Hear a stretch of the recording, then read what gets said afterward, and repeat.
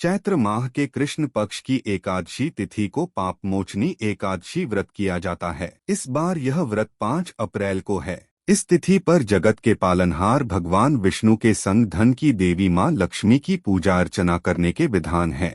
साथ ही जीवन में सुख शांति के लिए व्रत भी किया जाता है। मान्यता है कि साधक को पापमोचनी एकादशी व्रत का पूर्ण फल कथा का पाठ करने से प्राप्त होता है। इसलिए इस दिन पूजा के दौरान पापमोचनी एकादशी व्रत कथा का पाठ अवश्य करना चाहिए। ऐसे में आइए जानते हैं पापमोचनी एकादशी की व्रत कथा। पौराणिक कथा के अनुसार एक बार राजा मांधाता ने लोमश ऋषि से एक प्रश्न किया कि गलती से हुए पापों से मुक्ति कैसे प्राप्त की जा सकती है। तो ऐसे में लोमश ऋषि ने पापमोचनी एकादशी व्रत के बारे में बताया। कथा के अनुसार एक बार च्यवन ऋषि के पुत्र मेधावी वन में तपस्या कर रहे थे।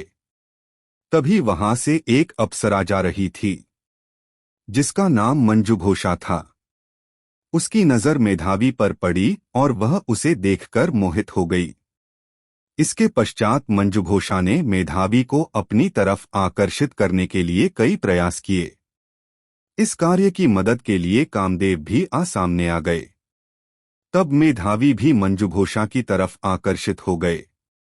ऐसे में वह देवों के देव महादेव तपस्या की करना भूल गए।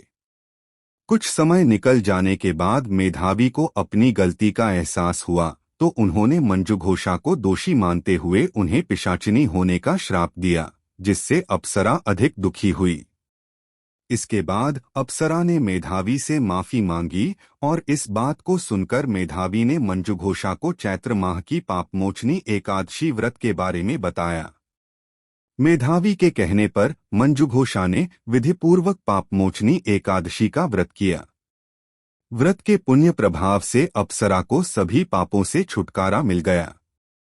इस एकादशी व्रत के प्रभाव से मंजुघोषा दोबारा से अप्सरा बन गई और स्वर्ग में वापस चली गई।